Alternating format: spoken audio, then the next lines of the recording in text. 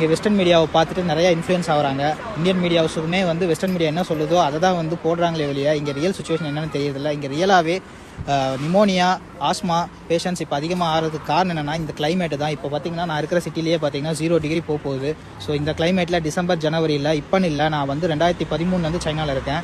எப்பயுமே டிசம்பர் ஜனவரி பிப்ரவரி மந்தில் நிமோனியா வந்து கொஞ்சம் அதிகமாக தான் இருக்கும். அதே மாதிரி இன்ஃப்ளூயன்ஸான்னு சொல்கிறது, ஃப்ளூ, இது எல்லாமே நார்மலாகவே அதிகமாகும் டியூ டு கிளைமேட் சேஞ்சஸ் தான்.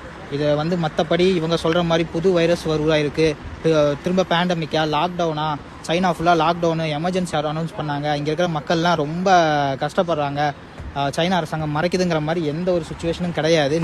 நீங்கள் உண்மையான கல நிலவரத்தை பாருங்கள். இந்த யூடியூப்பில் உட்காந்துட்டு தமிழில் இங்கே சைனா வந்திருக்கவும் மாட்டாங்க, வந்து பார்த்துருக்கவும் மாட்டாங்க, அதே மாதிரி இங்கே என்ன நடக்குதுன்னு தெரிஞ்சிருக்காது, சும்மா அடிச்சுடுறது இஷ்டத்துக்கு. ஏன் இப்படி பண்ணுறீங்கன்னு தெரியல. ஏன்னா நீங்கள் சொல்கிறத தான் அங்கே இருக்கிற மக்கள் நம்புகிறாங்க. அங்கே இருக்கிற எங்களோட குடும்பங்கள் ஆகட்டும், இங்கே தமிழ் மாணவர்கள், இந்திய மாணவர்கள் படிக்க வந்தவங்களாகட்டும், எல்லாருமே வந்து அவங்க ஃபேமிலியில் பயப்படுறாங்க.